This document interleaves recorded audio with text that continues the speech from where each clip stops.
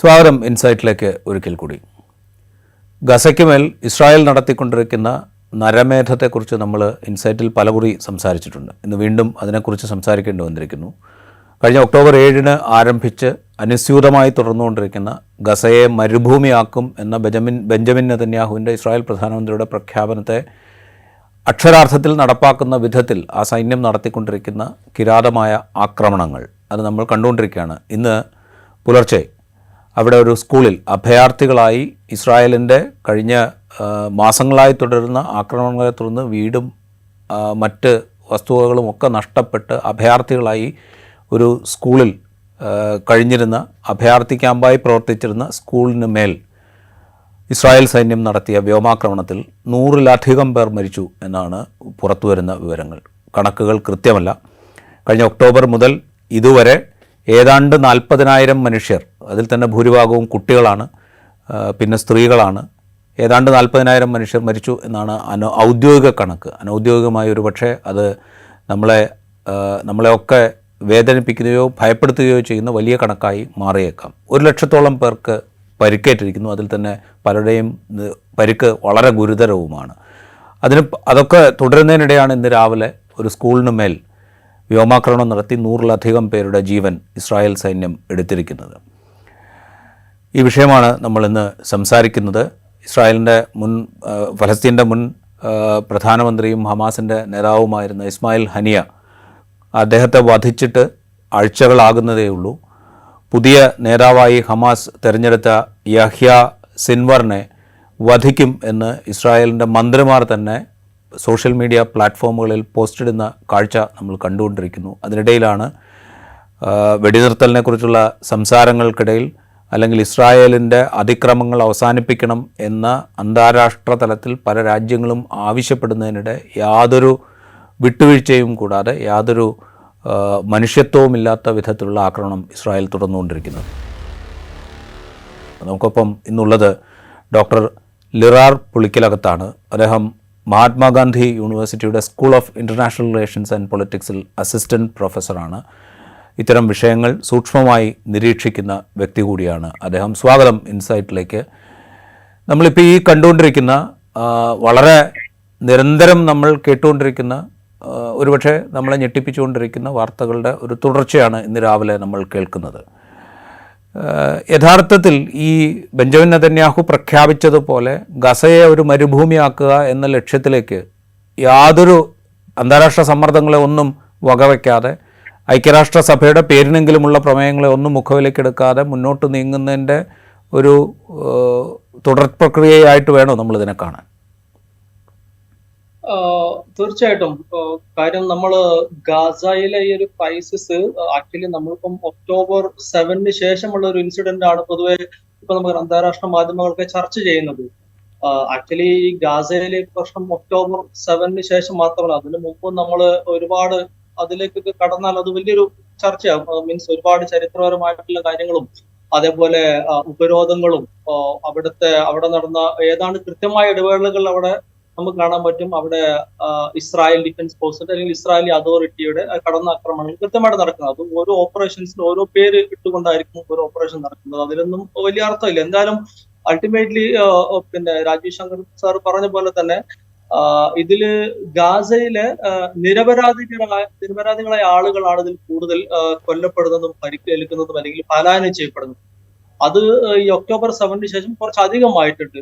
പ്രത്യേകിച്ച് ഇത്ര തുടർച്ചയായിട്ടുള്ള ഒരു ആക്രമണം ഒരുപക്ഷെ ഗാസയില് ഒരുപക്ഷെ അവരുടെ ഒരു ചരിത്രത്തിൽ ആദ്യമായിട്ടായിരിക്കാം. നേരത്തെ പല തവണകളെ ഞാൻ പറഞ്ഞ പോലെ ആക്രമണങ്ങളൊക്കെ അവർ നേരിട്ടിട്ടുണ്ടെങ്കിൽ കൂടി ഇത്ര തുടർച്ചയായിട്ട് രീതിയിൽ ഇത്രയധികം അവിടെ നാശനഷ്ടങ്ങൾ ഉണ്ടാക്കിയിട്ടുള്ള ഒരു ആക്രമണം ഒരുപക്ഷെ ഗാസ നിവാസികളുടെ ചരിത്രത്തിൽ ഒരുപക്ഷെ ആയിരിക്കില്ല, അവരുടെ ജീവിതത്തിൽ ആദ്യമായിട്ടായിരിക്കാം.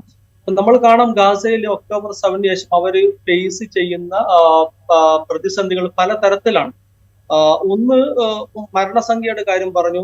ഇപ്പോഴും രാജീവ് ശങ്കർ സാർ പറഞ്ഞ പോലെ തന്നെ നമ്മൾ പല മീഡിയകളും പറയുന്നു 40,000-ഓളം അടുത്ത് അല്ലെങ്കിൽ അതിന് മുകളിലായി എന്ന് പറയുന്നു. അത് ആക്ച്വൽ ഫിഗർ അതാണോ അല്ലെങ്കിൽ അതിനപ്പുറം വലിയൊരു നമ്പർ ഉണ്ടോ നമുക്ക് പറയാൻ പറ്റില്ല. കാരണം പല മീഡിയകളും പല സോഴ്സിനെ ഉദ്ധരിച്ചുകൊണ്ടാണ് ഈ ഒരു മരണസംഖ്യയും കാര്യങ്ങളൊക്കെ പറയുന്നത്. എത്ര ആളുകൾ മണ്ണിനടിയിലുണ്ട് അല്ലെങ്കിൽ തകർന്ന കെട്ടിടങ്ങൾക്ക് അടിയിലുണ്ട് എന്നുള്ളത് ഒരു പിക്ചറും ഇല്ല. അപ്പൊ കിട്ടിയ ഡെഡ് ബോഡീസിന്റെ ഒരു കണക്ക് വെച്ചിട്ടാണ് പലപ്പോഴും അന്താരാഷ്ട്ര മാധ്യമങ്ങൾ അല്ലെങ്കിൽ ഗാസയിലെ സോഴ്സും പല മീഡിയകളും അതിന് പറയുന്നത്.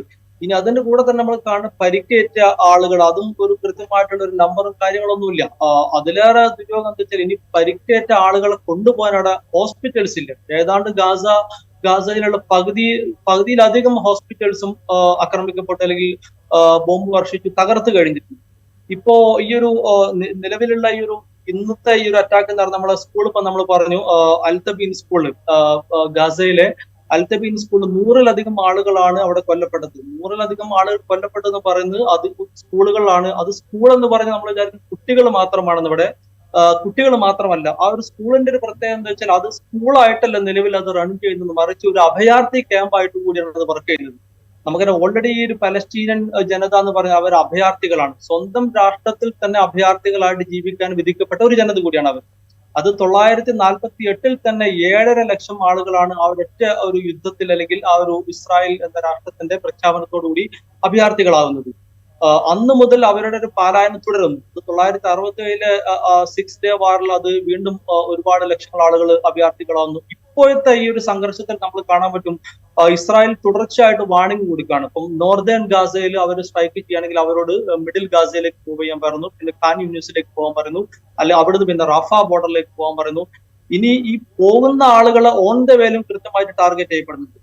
അപ്പോൾ ഇവര് ദീസ് പീപ്പിൾ ആർ ആക്ച്വലി അവരൊരു നോവർ ടു ഗോ എന്നുള്ള ഒരു സിറ്റുവേഷനിലാണ്.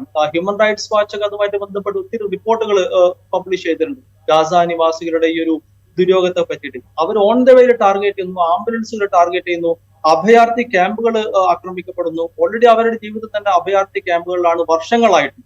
ഈ അഭയാർത്ഥി ക്യാമ്പ് എന്ന് പറഞ്ഞാൽ അവരെ ഈ ഒരു പലായനം ജീവിതത്തിൽ ഒരു തവണ മാത്രമല്ല, ഒരുപാട് തവണ. ഇപ്പം ഈ ഒക്ടോബർ 7 ശേഷം തന്നെ അവര് പല മീഡിയകളും ഉദ്ധരിച്ച് പറഞ്ഞത് 6-7 തവണ അവർ റീലൊക്കേറ്റ് ചെയ്യപ്പെട്ടു, അല്ലെങ്കിൽ ഈ ഒരു പോസ്റ്റ് ഡിസ്പ്ലേസ്മെന്റ്, പോസ്റ്റ് മൈഗ്രേഷൻ. നമ്മൾ ഈ മൈഗ്രേഷൻ, ഈ ഒരു പോസ്റ്റ് മൈഗ്രേഷൻ ആക്ച്വലി നടക്കുന്നത് ഇപ്പൊ നമ്മളെ നാട്ടിൽ നിന്ന് ചുമ്മാ ടൂർ പോകുന്ന ബസ്സിൽ അങ്ങനത്തെ ഒരു യാത്ര അല്ല. അവർ കാൽനടയായിട്ടും കിട്ടുന്ന വണ്ടികളിലും എല്ലാം യാത്ര ചെയ്യാൻ അങ്ങനെ പോകാൻ നിർബന്ധിക്കപ്പെടുകയാണ്. അതും മാത്രമല്ല ഒരു സെക്യൂരിറ്റിയോ സേഫ്റ്റിയോ ഒന്നുമില്ല. അവർക്ക് അവരുടെ കൂടെ കുട്ടികളുണ്ട്. അത് അവരുടെ കയ്യിൽ എന്തൊക്കെയാണോ എടുക്കാൻ പറ്റുന്നത് അത് മാത്രം എടുത്തിട്ടാണ് അവർ പാലായനം ചെയ്യുന്നത്. അതിൽ പ്രായമായവരുണ്ട്, മുതിർന്ന സ്ത്രീകളുണ്ട്, പ്രഗ്നന്റ് ആയിട്ടുള്ള ആളുകളുണ്ട്, കുട്ടികളുണ്ട്. ഇങ്ങനെ പല കാറ്റഗറി ആളുകളാണ് ഇതിൽ ഉൾപ്പെടുന്നത്. അപ്പൊ ഇവരുടെ ഒരു ദയനീയ ജീവിതം എന്ന് പറഞ്ഞാൽ അത് അവർ ഒരു ഡെയിലി അവരുടെ ജീവിതത്തിന്റെ ഭാഗമായിട്ട് മാറണം. ഇപ്പൊ അത് നമ്മളത് കൂടുതൽ ചർച്ച ചെയ്യപ്പെടുന്ന ഒരു സിറ്റുവേഷൻ എന്താ വെച്ചാൽ, നേരത്തെ നമുക്ക് പറയാൻ അറ്റ്ലീസ്റ്റ് അവർ അഭയാർത്ഥി ക്യാമ്പിലെങ്കിലും അവർ സുരക്ഷിതരായിരുന്നു, അല്ലെങ്കിൽ സ്കൂളിൽ കുട്ടികൾ സുരക്ഷിതരായിരുന്നു, അല്ലെങ്കിൽ ഫുട്ബോൾ കളിക്കുന്ന കുട്ടികൾ അവിടെയെങ്കിലും ജീവിതം അവർ ആസ്വദിക്കട്ടെ. ഇപ്പൊ നമ്മൾ സിറ്റുവേഷൻ കാണുന്നത് നമുക്ക് മനസ്സിലാവും. ഞാൻ പറഞ്ഞ ഏതാണ്ട് എല്ലാ ഏരിയകളും ഒക്ടോബർ 7 ശേഷമുള്ള ഈ ഒരു ഇസ്രായേലിന്റെ അധിനിവേശത്തിൽ കൃത്യമായി ആക്രമിക്കപ്പെട്ടു അല്ലെങ്കിൽ അതിന്റെ ഭാഗമായിട്ട് ഒരുപാട് ആളുകൾ, ഇന്നസെന്റ് ആയിട്ടുള്ള ആളുകളാണ് കൊല്ലപ്പെടുന്നത്. അതാണ് ഇപ്പോഴത്തെ ഒരു അറ്റാക്കിലെ ഒരു പ്രത്യേകത. നമ്മൾ 40,000 കണക്ക് പറയും. UN തന്നെ പറയുന്നത് 3-2 പേരും 2/3 of them are actually civilians or Innocent people. അപ്പൊ ഒരു ചോദ്യം, ഇത് ആരെയാണ് ഇതിലൂടെ ഇസ്രായേൽ ടാർഗറ്റ് ചെയ്യുന്നത്? ഹമാസിനെയാണോ, അല്ലെങ്കിൽ ഹമാസിന്റെ ഇസ്രായേൽ പറയുന്ന പോലെ ഹമാസ് ഭീകരവാദികളെയാണോ, അതോ നിരപരാധികളായ കുട്ടികളെയാണോ? ഒരു ആംനസ്റ്റിയുടെ റിപ്പോർട്ട് പറയുന്ന അവരൊരു കേസ് സ്റ്റഡി നടത്താൻ ഈ 2023 ഒക്ടോബർ 7 ശേഷം നടന്ന അറ്റാക്കിന് ശേഷം വിത്തിൻ മന്ത്സ് അവരിതുമായിട്ട് ബന്ധപ്പെട്ട് സ്റ്റഡി നടത്തി 1-2 കേസുകളൊക്കെ ആയിട്ട് ആക്രമിക്കപ്പെട്ട ആളുകളെ അവരും കൃത്യമായിട്ട് പറഞ്ഞ് ഏറ്റവും കൂടുതൽ ടാർഗറ്റ് ചെയ്യപ്പെട്ടത് നിരപരാധികളാണ്.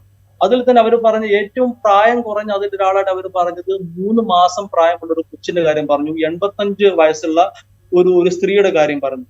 അപ്പൊ നമ്മളെ മനസ്സിൽ വരുന്ന ഒരു ചോദ്യം, ഈ പിഞ്ചു കുഞ്ഞും അല്ലെങ്കിൽ പ്രായമായ മുതിർന്ന ഈ ഒരു സ്ത്രീയും എന്ത് ദ്രോഹമാണ് ഇസ്രായേൽ ജനതയോട് അല്ലെങ്കിൽ ഇസ്രായേലിനോട് ചെയ്തത് എന്നുള്ള ചോദ്യം വളരെ പ്രസക്തമാണ്. അല്ലെങ്കിൽ ഈ പറഞ്ഞ ചെറിയ കുട്ടിയും ഈ പ്രായം കൂടിയ ഈ ഒരു സ്ത്രീയും എന്ത് സെക്യൂരിറ്റി ചലഞ്ച് ആണ് ഇസ്രായേലിന് കൊടുക്കുന്നത് എന്നുള്ള ചോദ്യം വളരെ പ്രസക്തമാണ്. അപ്പോൾ ഈ ഒരു അറ്റാക്ക് നമ്മൾ ഇത് ഇന്ന് തുടങ്ങിയതോ ഇന്നലെയോ തുടങ്ങിയതോ അല്ലെങ്കിൽ നാളെയോ മറ്റന്നാളോ നിൽക്കുന്ന ഒരു ആക്രമണമല്ല ഇത്.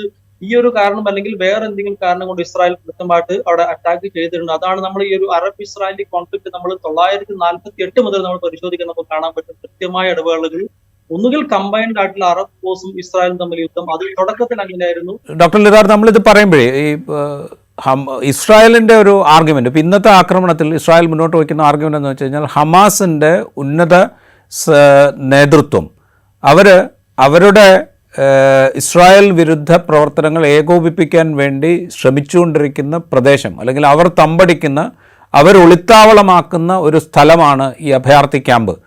അവരെ ലക്ഷ്യമിട്ടാണ് ആക്രമണം നടത്തിയത് എന്ന വിശദീകരണമാണ് ഇസ്രായേൽ നൽകുന്നത്. ഇത് മിക്കവാറും എല്ലാ ഘട്ടങ്ങളിലും നമ്മൾ കേട്ടിട്ടുണ്ട്. ഇതിനു മുമ്പ് നടന്ന പല ആക്രമണങ്ങളും, ഇപ്പോൾ ഹോസ്പിറ്റൽ ആക്രമിച്ചപ്പോൾ, അവിടുത്തെ പ്രധാനപ്പെട്ട ഹോസ്പിറ്റലുകൾ ആക്രമിച്ചപ്പോൾ പറഞ്ഞത് അവിടെയാണ് ഈ ഹമാസിൻ്റെ നേതൃത്വം തമ്പടിച്ചിരിക്കുന്നത്, അതുകൊണ്ടാണ് ഞങ്ങൾ അവിടെ ടാർഗറ്റ് ചെയ്തത് എന്ന് ഇസ്രായേൽ പറയുന്ന കാഴ്ച നമ്മൾ കേട്ടു. പക്ഷേ നമ്മൾ ഈ ഒക്ടോബർ 7 ശേഷമുള്ള ഈ ആക്രമണങ്ങളുടെ ഒരു പരമ്പര എടുത്ത് നോക്കിക്കഴിഞ്ഞാൽ ഈ ആക്രമണങ്ങളിലൊന്നും ഈ ഹമാസിൻ്റെ ടോപ്പ് ലീഡേഴ്സിനെ ആരെങ്കിലും ഇസ്രായേൽ ഇല്ലാതാക്കിയതായ വാർത്ത പുറത്തേക്ക് വന്നിട്ടില്ല. ഇസ്രായേൽ തന്നെ അങ്ങനെ അവകാശപ്പെട്ടിട്ടില്ല. അതേസമയം രാജ്യത്തിന് പുറത്ത് വേറൊരു രാജ്യത്തിൻ്റെ പ്രസിഡൻറ്റിൻ്റെ സ്ഥാനാരോഹണ ചടങ്ങിന് പങ്കെടുക്കാൻ പോകുമ്പോഴാണ് ഇസ്മായിൽ ഹനിയയെ കൊലപ്പെടുത്തുന്നത്. അപ്പോൾ ഈ ന്യായം ഇത് എത്രത്തോളം നിലനിൽക്കും, ഇസ്രായേൽ പറയുന്ന ഈ ന്യായം? രാജീവ് ശങ്കർ സാർ പറയുന്നത് വളരെ വളരെ കൃത്യമാണ്. അതിൽ തന്നെ ഉത്തരമുണ്ട്. അതായത് ഇസ്രായേൽ പോലത്തെ ഒരു രാഷ്ട്രത്തിന് അത്രയും ടെക്നോളജിക്കൽ അഡ്വാൻസ്ഡ് ആയിട്ടുള്ള ഇന്റലിജൻസ് സിസ്റ്റം ഉള്ള, ഇപ്പൊ സാർ തന്നെ സൂചിപ്പിച്ച പോലെ ഇസ്മായിൽ ഹനിയ എന്ന ഒരു ഹമാസിന്റെ ഒരു ടോപ്പ് ലീഡറെ, പൊളിറ്റിക്കൽ ലീഡറെ, അവരുടെ ഹമാസിന് ഏറ്റവും സെക്യൂരിറ്റി ഫീലിംഗ് ഉള്ള, ഹമാസിന്റെ ലീഡേഴ്സിന് ഏറ്റവും സെക്യൂർ എന്ന പ്ലേസ് അവർ വിശ്വസിക്കുന്ന, അവരെ സപ്പോർട്ട് ചെയ്ത ഇറാൻ എന്ന രാഷ്ട്രത്തിലെ അവിടുത്തെ ഒരു പ്രസിഡന്റിന്റെ സ്ഥാനാരോഹണ ചടങ്ങിലും പങ്കെടുക്കാൻ പോയപ്പോൾ അവിടുന്ന് അറ്റാക്ക് ചെയ്ത് കൃത്യമായിട്ട് ആ വ്യക്തിയെ തന്നെ കൃത്യമായിട്ട് ടാർഗറ്റ് ചെയ്ത് വാച്ച് ചെയ്ത് അറ്റാക്ക് ചെയ്ത് കൊലപ്പെടുത്താൻ പറ്റുന്ന അത്രയും ടെക്നോളജി, അതും എത്രത്തോളം ദൂരം നമ്മൾ നോക്കണം. ഇസ്രായേലും ഗാസയും ഉള്ള ദൂരമല്ല, ഇസ്രായേലും ഇറാനും തമ്മിലുള്ള ദൂരം നമുക്ക് വളരെ കൃത്യമായിട്ട് അറിയാം. അപ്പൊ അത്രയും ദൂരെ പോയി, അത്രയും അകലത്തിലുള്ള ഒരു രാഷ്ട്രത്തിൽ പോയിട്ട് ആ രാഷ്ട്രത്തിന്റെ തലസ്ഥാന നഗരിയിലെ ഏറ്റവും സെക്യൂർ ആയിട്ടുള്ള ഒരു സ്ഥലത്ത് ഇറാനെ സംബന്ധിച്ചിടത്തോളം അവരുടെ ഏറ്റവും ഒരു എന്താണ് പ്രധാനപ്പെട്ട ഒരു അതിഥി, ഏറ്റവും സുരക്ഷിതത്വം അല്ലെങ്കിൽ സുരക്ഷ കൊടുക്കേണ്ട ഒരു വ്യക്തിയെ കൃത്യമായി ടാർഗറ്റ് ചെയ്യാൻ പറ്റുന്ന ഒരു ഏജൻസിയാണ്, അല്ലെങ്കിൽ അത്രയും ടെക്നോളജിയും വെപ്പൺസും സോഫിസ്റ്റിക്കേറ്റഡ് വെപ്പൺസും ഉള്ള ഒരു രാഷ്ട്രത്തിന് എന്തിനാണ് ഈ പറഞ്ഞ ന്യായം പറഞ്ഞുകൊണ്ട് ഹമാസിന്റെ ഏതെങ്കിലും വ്യക്തികളെയോ അല്ലെങ്കിൽ ലീഡറിനെയോ കൊല്ലാൻ വേണ്ടിയിട്ടാണ് ഈ സ്കൂളുകളും അല്ലെങ്കിൽ അഭയാർത്ഥി ക്യാമ്പുകളും ആശുപത്രികളും അല്ലെങ്കിൽ ഫുട്ബോൾ ഗ്രൗണ്ടുകളും അറ്റാക്ക് ചെയ്യുന്നത്? അത് നമ്മളൊരു കോമൺ സെൻസിൽ ചിന്തിച്ചാൽ മനസ്സിലാവും അതൊന്നുമല്ല ലക്ഷ്യം. അല്ലെങ്കിൽ അതിനപ്പുറത്തായിട്ട് നേരത്തെ പറഞ്ഞ പോലെ നമ്മൾ ഒരുപാട് ഇന്റർനാഷണൽ മീഡിയ അല്ലെങ്കിൽ ഇസ്രായേലി പല ലീഡേഴ്സും പല സന്ദർഭങ്ങളിലായിട്ട് നടത്തിയ സ്റ്റേറ്റ്മെന്റ് ആണ് ഏതാണ്ട് മുഴുവനായിട്ട് വെസ്റ്റേൺ ബാങ്ക് മുതൽ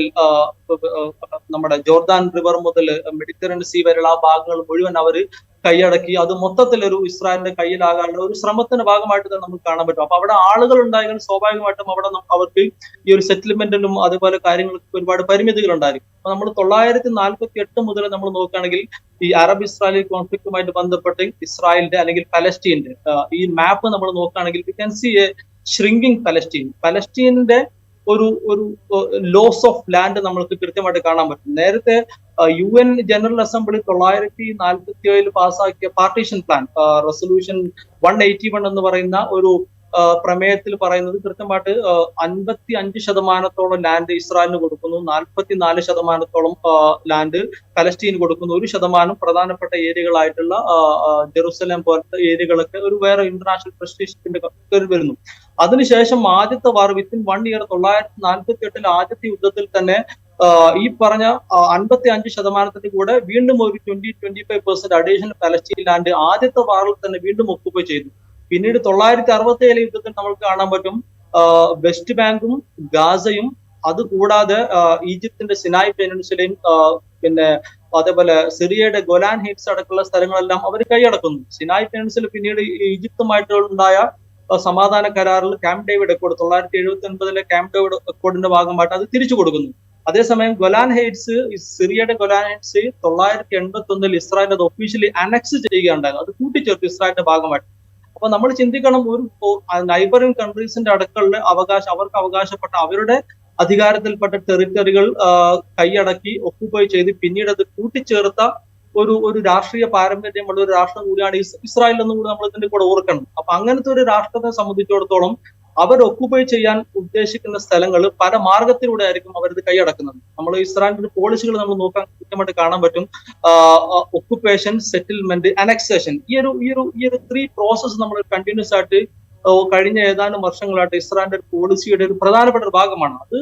അതിന് പല പല പല ടാക്ടിക്സ് ആയിരിക്കും അവരതിന് ഉപയോഗിക്കുന്നത്. അപ്പോൾ ഏതെങ്കിലും ഒരു ചെറിയ ഇസ്രായേൽ ഹമാസിന്റെ ഭാഗത്ത് നിന്നുണ്ട ഒരു റോക്കറ്റ് ആക്രമണം ഉണ്ടായാലും തിരിച്ച് ഇപ്പം ഇവിടെ ഒരു 10 ആൾ കൊല്ലപ്പെട്ട അവിടെ ഒരു 10,000 ആൾ കൊല്ലപ്പെടണം എന്നുള്ള രീതിയിലുള്ള ഒരു റേഷ്യോയിൽ അറ്റാക്ക് നടത്തുന്നു. ഈ അറ്റാക്കിന്റെ കൂടെ തന്നെ കൃത്യമായിട്ട് അവര് ഇൻഫ്രാസ്ട്രക്ചർ പിന്നെ കൃത്യമായിട്ട് ടാർഗറ്റ് ചെയ്യുന്നു. അപ്പൊ ഗാസയിൽ ആക്ച്വലി ഇപ്പൊ സത്യം പറഞ്ഞാൽ ആളുകൾക്ക് ജീവിക്കാൻ നമ്മൾ ഒരു ഹ്യൂമൻ ബീയിങ്ങിന് സേഫ് ആയിട്ട് സെക്യൂർ ആയിട്ട് ഏതൊക്കെ തരത്തിൽ എവിടേക്ക് ജീവിക്കാൻ പറ്റും അങ്ങനത്തെ ഒരു സാഹചര്യം ഇല്ലാത്തൊരു ഭൂപ്രദേശമായിട്ട് മാറി ഈ ഗാസ. അതിന് നമ്മൾ ഗാസയുടെ മാപ്പ് നമ്മൾ നോക്കാൻ നമുക്ക് കാണാൻ പറ്റും. ഏതാണ്ട് അതിന്റെ 2-3 ഭാഗങ്ങളും ഇസ്രായേലിന്റെ ഒരു കൺട്രോളാണ്. ഒരു ഭാഗം പൂർണ്ണമായിട്ടും ഇസ്രായേലിന്റെ കൺട്രോളാണ്, നോർത്തേൺ സൈഡും അതേപോലെ അതിന്റെ ഒരു ഈസ്റ്റേൺ സൈഡും. പിന്നെ സദേൺ സൈഡ് നമുക്കറിയാം റഫ ബോർഡറാണ്, ഈജിപ്താണ്. പക്ഷെ അവിടെ നമുക്കറിയാം ഇസ്രായേലിന്റെ ഒരു സർവൈലൻസ് ആണ്. പിന്നീട് ഒരു ഭാഗം വരുന്നത് മുഴുവനായിട്ട് മെഡിറ്ററേനിയൻ സീ ആണ്. അപ്പൊ ഈ ആളുകള് എങ്ങോട്ടേക്കാണ് പോകുന്നത് അല്ലെങ്കിൽ പോവേണ്ടത് എന്നുള്ളൊരു ചോദ്യം വളരെ പ്രസക്തമാണ്. നമുക്കറിയാം ഡെൻസിലി പോപ്പുലേറ്റഡ് ആയിട്ടുള്ള ഒരു ചെറിയൊരു സ്ട്രിപ്പാണ്. അതായത് 40 കിലോമീറ്റർ മാക്സിമം ലെങ്ത്തും അല്ലെങ്കിൽ അതിന്റെ ഒരു വിടുത്തങ്ങളൊക്കെ ഒരു 15 to ആ ഒരു റേഞ്ചിൽ വരുന്ന ഒരു വീതി, അത്ര ഏരിയ വരുന്ന ഒരു ഏരിയയാണ്, ഒരു ഭൂപ്രദേശമാണ്. അവിടെയാണ് 20 ലക്ഷത്തിലധികം ആളുകൾ തിങ്ങിപ്പാർക്കുന്നത്. ഈ ആളുകളോടാണ് ഒരു സ്ഥലത്ത് നിന്ന് മറ്റൊരു സ്ഥലത്തേക്ക് പോകാൻ പറഞ്ഞത്. ഓൾറെഡി അവിടുത്തെ ഈ അഭയാർത്ഥി ക്യാമ്പുകളും കാര്യങ്ങളെല്ലാം ജനസാന്ദ്രത കൂടിയ സ്ഥലങ്ങളാണ്. അതിനിടയിലേക്കാണ് ഈ പുതിയ ആളുകളുടെ പുതിയ ഒരു എൻട്രി, അഡ്മിഷൻസ് ഈ അഭയാർത്ഥി ക്യാമ്പുകളിലേക്ക് നടക്കുന്നത്. എന്നിട്ട് ഈ അഭയാർത്ഥി ക്യാമ്പുകളിൽ സ്ഥലം പോരാഞ്ഞിട്ടും അല്ലെങ്കിൽ നിലവിലുള്ള അഭയാർത്ഥി ക്യാമ്പുകൾ ആക്രമിക്കപ്പെട്ടത് കാരണമാണ് സ്കൂളുകളെല്ലാം അഭയാർത്ഥി ക്യാമ്പുകളായിട്ട് കൺവേർട്ട് ചെയ്യപ്പെടുന്നത്. എന്നിട്ട് ആ സ്കൂളുകളുമാണ് ആക്രമിക്കപ്പെടുന്നത്. അതാണ് ഇപ്പൊ ഒന്ന് നമ്മൾ ചർച്ച ചെയ്യുന്ന വിഷയം. ആ ഒരു സ്കൂൾ ആക്രമിച്ച് 100-ലധികം ആളുകൾ കൊല്ലപ്പെട്ടെന്ന് പറഞ്ഞു. അപ്പൊ ഈ ആളുകൾ എങ്ങോട്ടേക്കാണ് പോകേണ്ടത്? നമ്മൾ UNRWA, united nations relief and work agency, പലസ്തീനിയൻസിന് വേണ്ടി മാത്രമായിട്ട് വർക്ക് ചെയ്യുന്ന ഒരു അഭയാർത്ഥി സംഘടനയാണ്. അതിന്റെ നേതൃത്വത്തിലാണ് ഈ ആക്ച്വലി പലസ്തീനിലെ അഭയാർത്ഥി ക്യാമ്പുകൾ തന്നെ റൺ ചെയ്യുന്നത്. അപ്പം അവർക്ക് പോലും ഒരു സെക്യൂരിറ്റി പ്രൊവൈഡ് ചെയ്യാൻ പറ്റാത്ത അല്ലെങ്കിൽ 193ഓളം അംഗരാജ്യങ്ങളുള്ള ഐക്യരാഷ്ട്ര സംഘടന എന്ന ഈ ഒരു വലിയ ഒരു സംഘടനയുടെ നേതൃത്വത്തിലുള്ള അല്ലെങ്കിൽ അതിന്റെ കീഴിലുള്ള അതിന്റെ ഭാഗമായിട്ടുള്ള ഒരു ഏജൻസിക്ക് പോലും അല്ലെങ്കിൽ അതിന്റെ ഉദ്യോഗസ്ഥന്മാർക്കും അത് നടത്തുന്ന ഒരു സ്ഥാപനത്തിന് പോലും അല്ലെങ്കിൽ അതിന്റെ മേൽനോട്ടത്തിൽ നടത്തുന്ന സ്കൂളുകളായാലും അല്ലെങ്കിൽ ആശുപത്രികളായാലും അഭയാർത്ഥി ക്യാമ്പുകളായാലും അവിടെ പോലും ഇവർക്ക് സുരക്ഷിതത്വം കൊടുക്കാൻ പറ്റുന്നില്ലെങ്കിൽ നമ്മൾ അന്താരാഷ്ട്ര സമൂഹം തന്നെ ചിന്തിക്കണം ഇവരുടെ റോൾ എന്താണ്, സംഘടനയുടെ റോൾ എന്താണ്. റൈറ്റ്. അവിടെ ഒരു കാര്യം ചോദിച്ചോട്ടെ. ഇപ്പോൾ ഇസ്മായിൽ ഹനിയ അന്താരാഷ്ട്ര തലത്തിൽ തന്നെ അറിയപ്പെടുന്ന ഫലസ്തീൻ രാഷ്ട്രത്തിൻ്റെ തന്നെ മുൻ നേതാവായിരുന്ന ഒരാൾ. അദ്ദേഹം ഈ പറയുന്ന ഈ ഒക്ടോബർ 7-ന് ശേഷമുള്ള പുതിയ ഈ ആക്രമണത്തിൻ്റെ പരമ്പര ആരംഭിച്ചതിന് ശേഷമുള്ള സമാധാന പ്രക്രിയകളിൽ അല്ലെങ്കിൽ സീസ് ഫയർ ഡയലോഗുകളിൽ ഒക്കെ പങ്കെടുത്തൊരു വ്യക്തിയായിരുന്നു. ആ സീസ് ഫയർ ചർച്ചകൾ എന്ന് പറയുന്നത് പല രാജ്യങ്ങളുടെയും മധ്യസ്ഥതയിലാണ് നടന്നത്, പല രാജ്യങ്ങളുടെയും ഇനീഷ്യേറ്റീവിലാണ് നടന്നത്. അതിൽ പങ്കെടുത്ത ഒരാളാണ്, അത് മുന്നോട്ട് കൊണ്ടുപോകാൻ ശ്രമിച്ച ഒരാളായിരുന്നു ഇസ്മായിൽ ഹനിയ വധിക്കപ്പെടുന്നു. അന്താരാഷ്ട്ര സമൂഹം വളരെ നിശബ്ദമായി ഇത് കണ്ടുകൊണ്ടിരിക്കുന്ന ഒരു കാഴ്ച. അല്ലാതെ അതിനോട് ഒരു തരത്തിലും പ്രതികരിക്കാൻ തയ്യാറാകാതെ നിൽക്കുന്ന ഒരു അന്താരാഷ്ട്ര സമൂഹത്തെ നമ്മൾ കണ്ടുകൊണ്ടിരിക്കുകയാണ്. അതിനുശേഷമാണ് ഇപ്പോൾ ഒറ്റ ആക്രമണത്തിൽ ഒരു ദിവസം രാവിലെ 100 പേരെ വ്യോമാക്രമണത്തിൽ കൊല്ലുന്നത്. അതിൽ തന്നെ പലരുടെയും ശരീരം ഛിന്ന ഭിന്നമായി പോയിരിക്കുന്നു, തിരിച്ചറിയാൻ പോലും പറ്റില്ല എന്നുള്ള റിപ്പോർട്ടുകൾ പുറത്തേക്ക് വരുന്നുണ്ട്. കുട്ടികൾ ധാരാളം മരിച്ചിട്ടുണ്ട് എന്നുള്ള റിപ്പോർട്ടുകൾ വരുന്നുണ്ട്. അപ്പോഴും അന്താരാഷ്ട്ര സമൂഹം ഇതൊരു സാധാരണ നടപടിക്രമം പോലെ ആയി മാറിയിരിക്കുന്നു എന്നുള്ളൊരു തോന്നലിലേക്ക് പോയിട്ടുണ്ടോ? പ്രത്യേകിച്ച് ഞാൻ ചോദിക്കുന്നത്, ഈ അമേരിക്കയോ ബ്രിട്ടനോ പോലെയുള്ള ഇസ്രായേലിനെ പിന്തുണയ്ക്കുന്ന, ഇന്ന് പോലും ഇസ്രായേലിന് ലക്ഷക്കണക്കിന് ഡോളറിൻ്റെ ആയുധ സഹായം വാഗ്ദാനം ചെയ്യുന്ന അമേരിക്ക പോലുള്ള രാജ്യങ്ങളെക്കുറിച്ചല്ല, മറ്റ് രാജ്യങ്ങളുണ്ടല്ലോ, പ്രത്യേകിച്ച് അറബ് കൺട്രീസ് ഉണ്ട്. ആരും ഒന്നും മിണ്ടാത്തൊരവസ്ഥയിലേക്ക് കാര്യങ്ങൾ എത്തിയോ? രാജീവ് സാറ് ആ ഒരു നിരീക്ഷണം വളരെ വളരെ ശരിയാണ്. അത് വളരെ പ്രസക്തമാണ് ഈ ഒരു അവസരത്തിൽ. കാര്യം എന്താ വെച്ചാൽ നമ്മള് ഇപ്പൊ അതൊരു നോർമൽ ഒരു കാര്യമായിട്ട് മാറി. ഈ പലസ്തീനിയൻസിന്റെ മരണവും അല്ലെങ്കിൽ അത് നിരപരാധികളായിക്കോട്ടെ അല്ലാത്തവരായിക്കോട്ടെ അല്ലെങ്കിൽ പലസ്തീൻ ലാൻഡ് ഈ തരത്തിൽ ആക്രമിക്കപ്പെടുന്നതും ഇൻഫ്രാസ്ട്രക്ചർ തകർക്കപ്പെടുന്നതും അഭയാർത്ഥി ക്യാമ്പ് എന്തുമായിക്കോട്ടെ അതൊരു നോർമൽ ഒരു കാര്യമായിട്ട് മാറിയിട്ടുണ്ട്. ഇപ്പൊ നേരത്തെ നമുക്കറിയാം ഈ ഒരു വിഷയം നമ്മൾ ഇന്ന് ഒരു പക്ഷെ നാളത്തെ പത്രത്തിന്റെ ഒരു ഫ്രണ്ടിൽ ഏതെങ്കിലും സൈഡിൽ നമുക്ക് ഈ ഒരു ന്യൂസിനെ പ്രതീക്ഷിക്കാം. കാരണം 100-ലധികം ആളുകൾ കൊല്ലപ്പെട്ടതുകൊണ്ട് സ്വാഭാവികമായിട്ടും ആളുകൾ ശ്രദ്ധിക്കപ്പെടും. അതിനു മുമ്പ് നമ്മൾ October 7 മുതൽ നമ്മൾ നോക്കുകയാണെങ്കിൽ ഏതാണ്ട് ഓൺ എ ഡെയിലി ബേസിസ് നമുക്ക് ഒരു മിനിമം 50 ആളുകൾ കൃത്യമായിട്ട് കൊല്ലപ്പെടുന്നുണ്ട്. 50 അല്ലെങ്കിൽ 50-ന് അടുത്തുമായിട്ട് ആളുകൾ കൊല്ലപ്പെടുന്നുണ്ട്. ഇതിൽ എത്ര ഭീകരവാദികളുണ്ട്, അല്ലെങ്കിൽ ഇപ്പൊ ഇസ്രായേലിന്റെ ഭാഷ എത്ര ഹമാസിന്റെ ആളുകളുണ്ട് നമ്മൾ നോക്കുകയാണെങ്കിൽ വളരെ എണ്ണം കുറവായിരിക്കും. ഞാൻ നേരത്തെ പറഞ്ഞ കാറ്റഗറി ആയിരിക്കും കൂടുതൽ. സ്ത്രീകളും കുട്ടികളും പ്രായമായ ആളുകളാണ് കൂടുതൽ, അല്ലെങ്കിൽ ഇന്നസെന്റ് ആയിട്ടുള്ള ആളുകളാണ് കൂടുതൽ വരുന്നത്. ഇനി ഇന്നത്തെ ആക്രമണം നമ്മൾ ശ്രദ്ധിക്കപ്പെടുന്നത്, അല്ലെങ്കിൽ ഇന്ന് ചർച്ച ചെയ്യാനുള്ള കാര്യം അതിന്റെ നമ്പറാണ്. ആക്ച്വലി 100 എന്നുള്ള നമ്പറും, അല്ലെങ്കിൽ സ്കൂളും നേരത്തെ ആക്രമിക്കപ്പെട്ടിട്ടുണ്ട്, റെഫ്യൂജി ക്യാമ്പ് ആക്രമിക്കപ്പെട്ടിട്ടുണ്ട്. പക്ഷെ ഇന്ന് എനിക്ക് തോന്നുന്നത് ഒരു പക്ഷെ ചർച്ച ചെയ്യാനുള്ള കാര്യം ഇതിൽ നമ്പർ ആയിരിക്കാം. അപ്പൊ ഈ ഒരു നമ്പർ ഇനി ഒരു പക്ഷെ ഈ ഒരു നാളെയും മറ്റന്നാൾ അല്ലെങ്കിൽ ഈ മാസം തന്നെ 2-3 തവണ സ്കൂളുകൾ ടാർഗറ്റ് ചെയ്തിട്ട് 100-ലധികം ആളുകൾ കൊല്ലപ്പെടുമ്പോൾ അതും ഒരു നോർമൽ സംഭവമായിട്ടും മാറും, അല്ലെങ്കിൽ അതൊരു ന്യൂസ് വാല്യൂ ഇല്ലാത്തൊരു കാര്യമായിട്ട് മാറും. ഇനി സാറ് പറഞ്ഞ പോലെ അറബ് രാഷ്ട്രത്തിന്റെ നിലപാടും, അല്ലെങ്കിൽ അന്താരാഷ്ട്ര സമൂഹത്തിന്റെ നിലപാട്, അപ്പൊ നമ്മൾ ഇതിൽ ചിന്തിക്കേണ്ടത് UN പോലത്തെ ഒരു ഇന്റർനാഷണൽ ഏജൻസി പോലും ഇതിലൊന്നും ചെയ്യാതെ ഹെൽപ്ലെസ് ആയിട്ട് നിൽക്കുന്ന ഒരവസ്ഥ. അത് എത്രത്തോളം എന്ന് പറയുകയാണെങ്കിൽ ഒരു ഉദാഹരണം ഞാൻ പറയുകയാണെങ്കിൽ നമുക്കറിയാം, UN ജനറൽ അസംബ്ലിയിൽ ഒരുപാട് പ്രമേയങ്ങളാണ് ഈ ഇസ്രായേൽ പലസ്തീൻ കോൺഫ്ലിക്റ്റുമായിട്ട് ബന്ധപ്പെട്ട് ഇസ്രായേലിനെതിരെ എന്ന് തന്നെ പറയും, ഇസ്രായേലിനെതിരെ ഒരുപാട് പ്രമേയങ്ങൾ പാസ്സായിട്ടുണ്ട്. അല്ലെങ്കിൽ പലസ്തീനിയൻസിന്റെ ജീവിതവുമായിട്ട് ബന്ധപ്പെട്ട് പരാമർശിച്ചുകൊണ്ട് ഒരുപാട് പ്രമേയങ്ങൾ. അതിൽ ഏറ്റവും പ്രധാനപ്പെട്ട ഒന്നാണ് റെസൊല്യൂഷൻ 194 എന്ന് പറയുന്ന റെസൊല്യൂഷൻ. അത് 1948 വാറിന് ശേഷം ഉണ്ടായ റെസൊല്യൂഷനാണ്. അതിൽ കൃത്യമായിട്ട് പറയുന്നത് എന്താ വെച്ചാല്, ഇസ്രായേല് ഈ അഭയാർത്ഥികൾക്ക് തിരിച്ചു വരാനുള്ള അവകാശത്തെ പറ്റി പറയുന്നു. They have the right to return to their motherland എന്ന് പറയുന്നു. ഇനി നമ്മൾ നോക്കുക, എത്ര അഭയാർത്ഥികൾക്ക്, എത്ര പലസ്തീൻ ജനതയ്ക്ക് അവരുടെ സ്വന്തം നാട്ടിലേക്ക് തിരിച്ചു വരാനുള്ള അവകാശം ഇസ്രായേൽ വെച്ചു കൊടുത്തിട്ടുണ്ട് നമ്മൾ നോക്കാം. ഇത്രയും കാലമായിട്ട് നമുക്കറിയാം, അത് ഇത്രയും കാലമായിട്ട് അത് ആ ഒരു റെസൊല്യൂഷൻ പാസ്സാക്കി അതിനെ കൃത്യമായിട്ട് എക്സിക്യൂട്ട് ചെയ്യാൻ അന്താരാഷ്ട്ര സമൂഹത്തിന് UN പറ്റിയിട്ടില്ല. വേറെ റെസൊല്യൂഷൻ ഞാൻ ഉദാഹരണമായിട്ട് പറയുന്ന റെസൊല്യൂഷൻ 242 എന്ന റെസൊല്യൂഷൻ 242. ആ റെസൊല്യൂഷനിൽ പറയുന്നത് എന്താ വെച്ചാൽ 67 വാറിലാണ് തോന്നുന്നു ഈ ഒക്കുപ്പൈ ചെയ്ത ടെറിട്ടറീസ് എല്ലാം ഇസ്രായേൽ അവിടുന്ന് വിത്ഡ്രോ ചെയ്യണമെന്നൊക്കെ പറയുന്നത്. നമുക്കറിയാം എത്ര ഭാഗം ഈ പറഞ്ഞ അധിനിവേശം നടത്തിയ ഭാഗങ്ങൾ ഇസ്രായേലിൽ പിൻവാങ്ങിയിട്ടുണ്ട്. നമുക്ക് ഈജിപ്തിൽ നിന്ന് പിൻവാങ്ങിയത് ഈജിപ്തുമായിട്ടുള്ള സമാധാന കരാറിന് ശേഷമാണ്. സിറിയന്റെ കേസിൽ അത് പിന്നീട് അനക്സ് ചെയ്യാണ്. അതേസമയം ഗാസയിലും വെസ്റ്റ് ബാങ്കിലും നമുക്ക് കാണാൻ പറ്റും താൽക്കാലികമായിട്ട് ഓസ്ലോ അഗ്രിമെന്റിന്റെ ഭാഗമായിട്ട് തൽക്കാലത്തേക്ക് പിൻവാങ്ങിയിട്ടുണ്ടെങ്കിൽ കൂടി ഓൺ എ ഡെയിലി ബേസിസ് കൂടുതൽ സ്ഥലങ്ങൾ അവർ ഒക്കുപ്പൈ ചെയ്യുന്നു, കൂടുതൽ സെറ്റിൽമെന്റ്സ് നടത്തുന്നു, അവസാനം അത് അനക്സേഷൻ നടക്കുന്നു.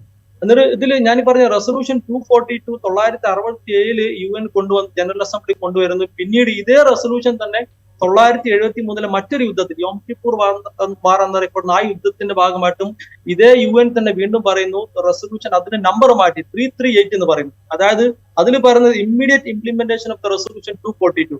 നമ്മളൊന്ന് ഇമാജിൻ ചെയ്ത് നോക്കുക, വർഷങ്ങൾക്ക് മുമ്പ് UN സെക്യൂരിറ്റി കൗൺസിലിന്റെ ജനറൽ അസംബ്ലി പറഞ്ഞ റെസൊല്യൂഷൻ അത് നിർബന്ധമായിട്ട് പാലിക്കപ്പെടണമെന്ന് പറഞ്ഞുകൊണ്ട് വേറൊരു നമ്പറിൽ ഇതേ കാര്യം തന്നെ പറയുന്നു. അപ്പൊ UN അടക്കമുള്ള സംഘടനകളുടെ ഒരു എന്താണ് നിസ്സഹായ അവസ്ഥ, അല്ലെങ്കിൽ ഹെൽപ്ലെസ്നെസ് നമ്മൾ ഇതിന്റെ കൂടെ തന്നെ നമ്മൾ വായിക്കണം. അതേപോലെ തന്നെ സാറ് പറഞ്ഞ പോലെ അയൽ രാഷ്ട്രങ്ങളായ അറബ് രാഷ്ട്രങ്ങളുടെ നിലപാടും ഇതിൽ വളരെ ഇമ്പോർട്ടന്റ് ആണ്. ഇപ്പൊ ജോർദാൻ, അതേപോലെ ഈജിപ്ത് പോലത്തെ പ്രധാനപ്പെട്ട ഈജിപ്തിന്റെയും പലസ്തീന്റെയും നൈബറിംഗ് സ്റ്റേറ്റ്സ് ഇസ്രായേലുമായിട്ട് നല്ല ബന്ധത്തിലാണ്. ഇപ്പം ഈജിപ്തിന്റെ കാര്യം നേരത്തെ പറഞ്ഞാൽ 1979 ക്യാമ്പ് ഡേവിഡ് അക്കോർഡും, ജോർദാനാണ് 1994 സമാധാന കരാറുണ്ട്. അതിനുശേഷം നമുക്കറിയാം പല രാഷ്ട്രങ്ങളും സമാധാന കരാറിലേക്ക് പോയിക്കൊണ്ടിരിക്കുന്ന അവസാനം ട്രംപിന്റെ കാലത്ത് അബ്രഹാം അക്കോർഡ് വരുന്ന UAE അടക്കമുള്ള രാഷ്ട്രങ്ങൾ അതിന്റെ ഭാഗമായിട്ട് വരുന്നു. അപ്പം ആദ്യമായിട്ടാണ് ഒരു ഗൾഫ് സ്റ്റേറ്റ് അതിനെ അംഗീകരിക്കുന്നത്. ഇസ്രായേൽ എന്ന സ്റ്റേറ്റുമായിട്ട് അത്തരത്തിലുള്ള ഒരു നയതന്ത്ര ബന്ധത്തിലേക്ക് ഓപ്പൺ ആയിട്ട് പോകുന്നു. അപ്പം മെല്ലെ അത് ഗൾഫ് സ്റ്റേറ്റ്സ് അടക്കം ഇസ്രായേലിനെ ഓപ്പൺ ആയിട്ട് അംഗീകരിക്കുന്നത്. നേരത്തെ നമുക്കറിയാം സീക്രട്ട് ആയിട്ട് പല രാഷ്ട്രങ്ങളും അംഗീകരിക്കുന്നുണ്ട്, പക്ഷെ അത് ഓപ്പൺ ആയിട്ട് തന്നെ അംഗീകരിക്കുന്ന സ്റ്റേജിലേക്ക് എത്തിയ ഒരു കോൺടാക്സിലും കൂടിയാണ് ഹമാസിന്റെ അറ്റാക്ക് നടന്നത്. മൊത്തത്തിൽ അവിടുത്തെ ഒരു സിറ്റുവേഷൻ മാറിയുന്നു. അപ്പൊ നമ്മൾ ഇതിന്റെ കൂടെ വായിക്കണം. റൈറ്റ്. ഞാൻ അവസാനമായിട്ടൊരു കാര്യം ചോദിച്ചോട്ടെ. ഇപ്പോൾ ഇറാൻ ഇതിനകത്തൊരു പ്രധാനപ്പെട്ട റോള് ഓഫ് ലേറ്റ് വഹിക്കുന്നതായിട്ട് നമുക്ക് തോന്നും. ഈ ഏറ്റവും അവസാനം ഇസ്മായിൽ ഹനിയ ഇറാൻ്റെ മണ്ണിൽ വെച്ച് കൊല ചെയ്യപ്പെടുമ്പോൾ അത് ഹമാസിൻ്റെ നേതാവ് കൊല ചെയ്യപ്പെടുന്നു എന്നുള്ളത് മാത്രമല്ല, ഇറാൻ്റെ പരമാധികാരത്തിന് മേൽ ഇസ്രായേൽ നടത്തിയൊരു കടന്നുകയറ്റമായി അതിന് ഇറാൻ്റെ പരമോന്നത നേതാവ് തന്നെ പ്രഖ്യാപിക്കുകയും ചെയ്തു. അതിന് തിരിച്ചടി ഉണ്ടാകും എന്ന് പറയുകയും ചെയ്തു. ഇറാനാണെങ്കിൽ ഇപ്പോൾ ലെബനനിൽ ഹിസ്ബുള്ളയെ സഹായിച്ചുകൊണ്ടിരിക്കുന്നുണ്ട്, ഹമാസിനെ വലിയ തോതിൽ സഹായിക്കുന്നുണ്ട്. അപ്പോൾ ഇറാൻ ഇനി എടുക്കുന്ന റോൾ എന്തായിരിക്കും? പ്രത്യേകിച്ച് ഇസ്മായിൽ ഹനിയുടെ കൊലപാതകം അവരുടെ പരമാധികാരത്തിന്മേൽ നടത്തിയ കടന്നുകയറ്റമായി അവർ കാണുന്നു. അതിൻ്റെ തുടർച്ചയായി കൊടിയ ആക്രമണങ്ങൾ ഗസയിൽ ഇസ്രായേൽ നടത്തിക്കൊണ്ടിരിക്കുന്നു. ഇറാൻ ഒരുപക്ഷെ ഈ ഈ സംഘർഷത്തിലേക്ക്, ഈ ആക്രമണത്തെ തടയുന്നതിലേക്കൊക്കെ ഇടപെടാൻ ശ്രമിക്കാനുള്ളൊരു സാധ്യതയുണ്ടോ? ഇറാൻ ഇനി സംഘർഷം കുറക്കാൻ ശ്രമിക്കുമെന്ന് നമുക്ക് പറയാൻ പറ്റില്ല. കാര്യം എന്തായാലും പക്ഷെ ഇറാൻ തിരിച്ചടിക്കാൻ സാധ്യതയുണ്ട്. കാര്യം അത് ഇറാന്റെ ടെറിട്ടറി, നേരത്തെ പറഞ്ഞ പോലെ ഇറാന്റെ ടെറിട്ടറിക്കകത്ത് അവരുടെ ഏറ്റവും സെക്യൂർ ആയിട്ടുള്ള, ഏറ്റവും ഇമ്പോർട്ടന്റ് ആയിട്ടുള്ള ക്യാപിറ്റൽ സിറ്റിയിലെ പ്രസിഡന്റിന്റെ വസതിയോട് ചേർന്നുള്ള ഒരു സ്ഥലത്ത് അവരുടെ ഏറ്റവും പ്രധാനപ്പെട്ട ഒരു അതിഥിയാണ് അവര് കൊല ചെയ്യപ്പെട്ടത്. അപ്പൊ സ്വാഭാവികമായിട്ടും ഇറാന്റെ മനസ്സിൽ ഒരു പ്രതികാരത്തിന്റെ ഒരു സംഭവം എന്തായാലും ഉണ്ടായിരിക്കും, സംശയമില്ല. കാരണം ഈ ഗാസ ഈ നിലവിലുള്ള ഒക്ടോബർ 7 അറ്റാക്ക് തുടങ്ങിയതിനു ശേഷം തന്നെ നമുക്കറിയാൻ പറ്റും, ഒരു തവണ സിറിയയിലെ ഒരു ഇറാനിയൻ ഒഫീഷ്യലിനെ, ഡിപ്ലോമാറ്റിന്റെ വധവുമായിട്ട് ബന്ധപ്പെട്ട് ഇറാൻ തിരിച്ചടിച്ചിരുന്നു. അത് തിരിച്ചടിക്കുമെന്ന് പറഞ്ഞുകൊണ്ട് തന്നെയാണ് ഇറാൻ തിരിച്ചടിച്ചത്. അതേപോലെ തന്നെ ഇതിനും ഒരു തിരിച്ചടി ഉണ്ടായിരിക്കും. പക്ഷെ അത് എന്ന്, എപ്പോൾ, എങ്ങനെ, ആരെ ഉപയോഗിച്ചു എന്നുള്ള ചോദ്യം മാത്രമേ ബാക്കിയുള്ളൂ. എന്റെ ഒരു അഭിപ്രായത്തിൽ ഞാൻ കാണുന്ന ഒരു സാധ്യത എന്താണെന്ന് വെച്ചാൽ, ഒരുപക്ഷെ ഇറാൻ ഡയറക്റ്റ് ആയിട്ട് ആക്രമിക്കുന്നതിനപ്പുറത്തായിട്ട് ഇറാന്റെ ഒരുപാട് ഫ്രഞ്ച് ഏജൻസീസ് ഉണ്ട്. നേരത്തെ പറഞ്ഞ പോലെ ലെബനോനിൽ, സദേൺ ലെബനോനിൽ ഹിസ്ബുള്ള ഉണ്ട്, ഗാസയിൽ ഹമാസ് ഉണ്ട് ഓൾറെഡി, അതേപോലെ സദേൺ യമന്റെ ഭാഗത്ത് ഹൂത്തീസ് വരുന്നുണ്ട്. അപ്പൊ ഈ ഒരു സംഘങ്ങൾക്ക്, സായുധ സംഘങ്ങൾ കൂടുതൽ സോഫിസ്റ്റിക്കേറ്റഡ് വെപ്പൺസ് എത്തിച്ചുകൊണ്ടും അല്ലെങ്കിൽ അവരെ കൂടുതൽ ശക്തരാക്കിക്കൊണ്ടും കരുത്തരാക്കിക്കൊണ്ടും ഏറ്റവും അനുകൂലമായിട്ടുള്ള ഒരു സാഹചര്യത്തിൽ അവർ തിരിച്ചടിക്കും എന്നാണ് ഒരു സാധ്യത ഞാൻ കാണുന്നത്. കാരണം ഇറാനെ സംബന്ധിച്ചിടത്തോളം, അല്ലെങ്കിൽ ഇറാനിയൻ ജനതയെങ്കിലും അറ്റ്ലീസ്റ്റ് കൺവിൻസ് ചെയ്യിക്കുന്നതിന് ഭാഗമായിട്ട് അതായത് ഇറാൻ സുരക്ഷിതരാണ്, അല്ലെങ്കിൽ ഇറാന് ഒരു ആത്മാഭിമാനത്തെ ചോദ്യം ചെയ്തുകൊണ്ട് ഒരു അറ്റാക്ക് ആയത് കാരണം സ്വാഭാവികമാണ് തിരിച്ചടി ഉണ്ടാവും എന്നുള്ളൊരു മെസ്സേജ് ഇസ്രായേലിനും അല്ലെങ്കിൽ പല ആളുകളെയും ഒരു കൺവിൻസ് ചെയ്യിക്കേണ്ട ഒരു ബാധ്യത ഇറാൻ ഉള്ളത് കാരണം തീർച്ചയായിട്ടും അവിടെ ഒരു കാര്യം കൂടെ ചോദിച്ചോട്ടെ. ഇപ്പൊ അങ്ങനെ ഒരു തിരിച്ചടിക്ക്, ഇപ്പോൾ ഹിസ്ബുള്ളയെ ഉപയോഗിച്ചാണെങ്കിലും ഹമാസിനെ ഉപയോഗിച്ചാണെങ്കിലും അല്ലെങ്കിൽ ഹൂത്തികളെ ഉപയോഗിച്ചിട്ടാണെങ്കിലും അങ്ങനെ ഒരു തിരിച്ചടിക്ക് ഇറാൻ ശ്രമിക്കുകയാണെങ്കിൽ, അല്ലെങ്കിൽ അവർ അതിന് തുനിഞ്ഞാൽ, അത് ഇപ്പോൾ ഉള്ള ബെഞ്ചമിൻ നെതന്യാഹു സർക്കാർ, അവിടുത്തെ ഇസ്രായേലിലെ ബെഞ്ചമിൻ നെതന്യാഹു സർക്കാർ തീർത്തും ആക്രമണോത്സുകമായി, യുദ്ധക്കൊതിയോടുകൂടി, അല്ലെങ്കിൽ എന്താ പറയുക, ഗസയെ ഇല്ലാതാക്കണം എന്ന നിശ്ചയദാർഢ്യത്തോടുകൂടി പ്രവർത്തിക്കുന്ന ആ സർക്കാർ അത്തരമൊരു തിരിച്ചടി ആഗ്രഹിക്കുന്നതായി തോന്നുന്നുണ്ടോ? അതായത് അതിനു വേണ്ടിയിട്ടാണോ ഇതൊക്കെ ചെയ്യുന്നത്? അത്തരം ഒരു സംഗതിയിലേക്ക് എത്തിക്കുക എന്ന ലക്ഷ്യം ഇസ്രായേലിനുണ്ടോ? അതിനു വേണ്ടിയിട്ടാണോ ഹനിയെ ഒരുപക്ഷെ ഇറാനിൽ വെച്ച് വധിക്കുന്നത്?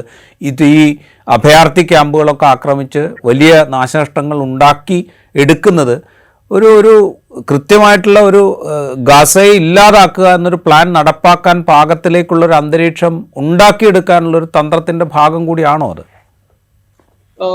സ്വാഭാവികമായിട്ട് നമുക്ക് വേണമെങ്കിൽ അങ്ങനെയും സംശയിക്കാം. കാര്യം നമുക്കറിയാം, ഈ ഹമാസ് എന്നുള്ള സംഘടന അത് ഒരു എന്താണ്, ഒരു ഒഫീഷ്യൽ ആർമിയോളം എന്തായാലും പവർഫുൾ ആയിരിക്കില്ല, അല്ലെങ്കിൽ അവർക്ക് ഒരുപാട് പരിമിതികളുണ്ട്. വർഷങ്ങളായിട്ട് ഉപരോധത്തിന്റെ കീഴിൽ ജീവിക്കുന്ന ഒരു ജനതയുടെ, അല്ലെങ്കിൽ അത്തരം ഒരു സ്റ്റേറ്റിന്റെ ഒരു ടെറിട്ടറിയിൽ മാത്രം ഉള്ള, അല്ലെങ്കിൽ അണ്ടർഗ്രൗണ്ടിലേക്ക് വർക്ക് ചെയ്യുന്ന ഒരു മിലിറ്റന്റ് ഓർഗനൈസേഷൻ മാത്രമാണ് ഹമാസ്.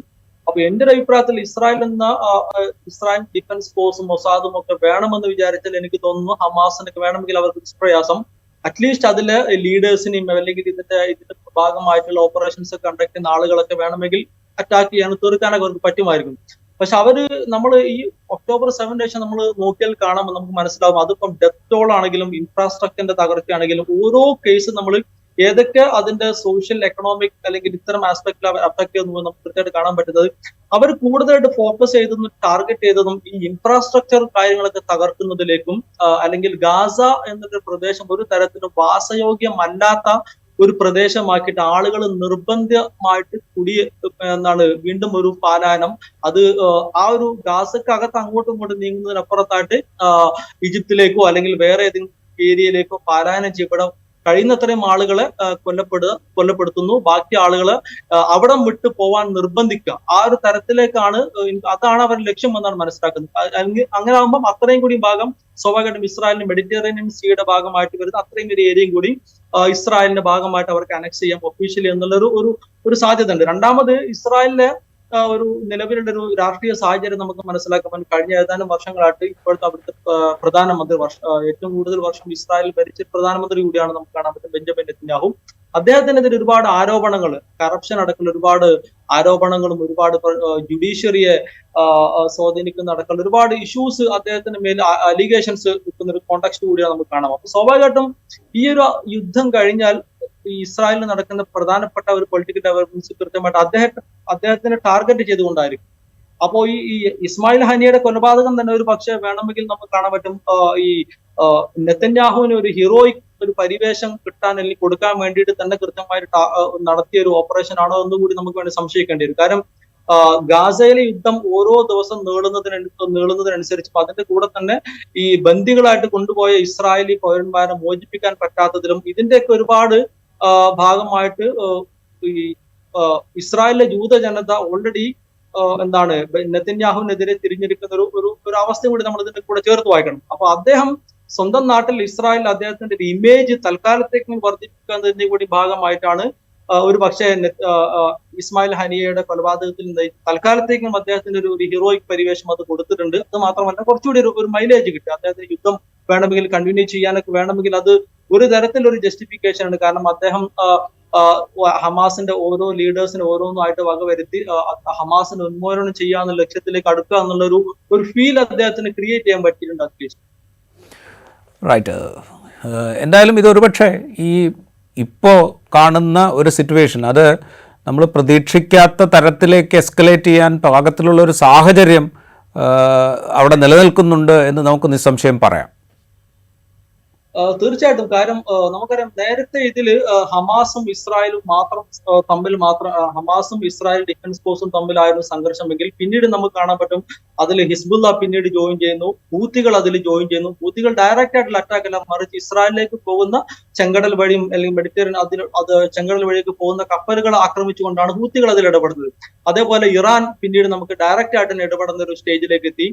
തുർക്കി പ്രസിഡന്റ് ഒരു സ്റ്റേറ്റ്മെന്റ് നടത്തി വേണമെങ്കിൽ ഇസ്രായേൽ കടന്നു കയറി ആക്രമിക്കുമെന്നുള്ള തരത്തിൽ സ്റ്റേറ്റ്മെന്റ് നടത്തുന്നു.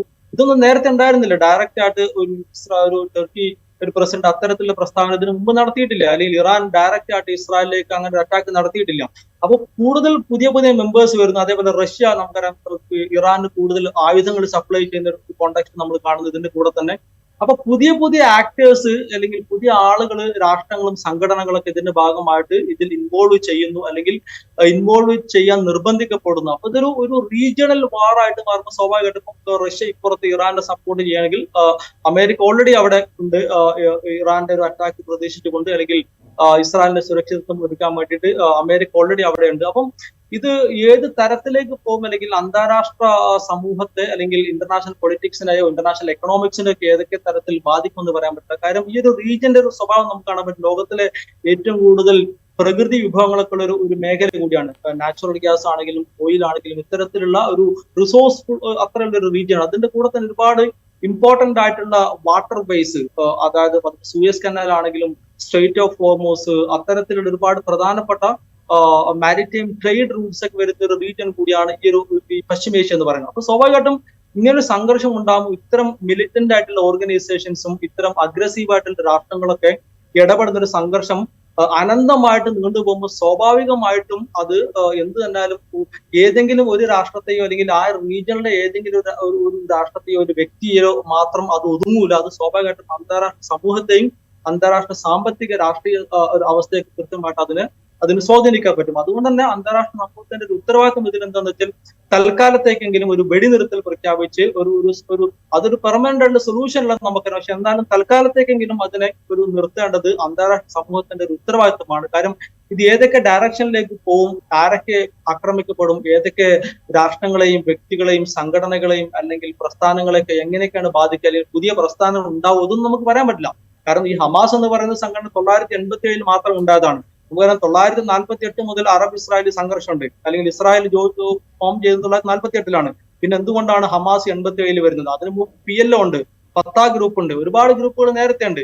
അപ്പൊ ഹമാസിന്റെ ഫോർമേഷനിലേക്ക് നയിച്ച ഒരു സാഹചര്യം ഉണ്ടായിരുന്നു. അപ്പൊ അത്തരത്തിൽ ഞാൻ പറഞ്ഞ പുതിയ സംഘടനകൾ ഒരു പക്ഷേ ഹമാസിനേക്കാളും മിലിറ്റന്റ് ആയിട്ടുള്ള അഗ്രസീവ് ആയിട്ടുള്ള സംഘടനകൾക്ക് വരെ ഒരു പക്ഷേ ഇത്തരത്തിലുള്ള ഈ സംഘർഷങ്ങളും അനന്തമായി നീണ്ടു നിൽക്കുന്ന ഈ ഒരു യുദ്ധത്തിന്റെ കെടുതികളും ഒരുപക്ഷെ നയിച്ചേക്കാം. അപ്പൊ അതുകൂടി നമ്മൾ ഇതിന്റെ കൂടെ കണക്കിലെടുക്കണം.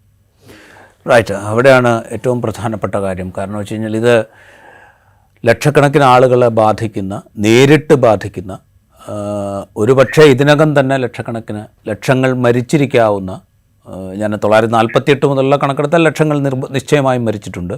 ഈ ഒക്ടോബർ 7 ശേഷമുള്ള കണക്കാണെങ്കിൽ പോലും ഒരുപക്ഷെ 100,000-ഓളം പേർ മരിച്ചിട്ടുണ്ടാവണം. അനൗദ്യോഗികമായ കണക്കുകളാണെങ്കിൽ 100,000-ഓളം പേർ മരിച്ചിട്ടുണ്ട്. അത്രയും പേരുടെ ജീവൻ എടുത്തതിന് ശേഷവും നിർത്താതെ യുദ്ധക്കൊതിയുമായി ബോംബുകൾ വർഷിച്ചുകൊണ്ട് ഇസ്രായേൽ മുന്നോട്ട് പോകുമ്പോൾ അതിന് സ്വാഭാവികമായ തിരിച്ചടികൾ ഉണ്ടാകും. ആ തിരിച്ചടികൾ ഒരുപക്ഷെ നമ്മൾ പ്രതീക്ഷിക്കാത്ത വിധത്തിലുള്ള സംഘർഷങ്ങളിലേക്ക്, ക്രൈസിസിലേക്ക് ഒരുപക്ഷെ കൊണ്ടെത്തിച്ചേക്കാം. ആ അപകടം അവിടെ നിൽക്കുന്നുണ്ട്. എന്നിട്ടും ഇപ്പോഴും 100 പേരിലധികം മരിച്ച ഒരു വ്യോമാക്രമണത്തിൻ്റെ ഉത്തരവാദിത്തം ഇസ്രായേലിന് മേൽ ചാർത്താൻ നമ്മുടെ ലോകരാഷ്ട്രങ്ങൾ മടിച്ചു നിൽക്കുന്ന കാഴ്ചയാണ് നമ്മളിപ്പോഴും കണ്ടുകൊണ്ടിരിക്കുന്നത്. ഇൻസൈറ്റിൻ്റെ ഈ എപ്പിസോഡ് ഇവിടെ പൂർത്തിയാവുന്നു. മറ്റെപ്പിസോഡുമായി വീണ്ടും കാണാം.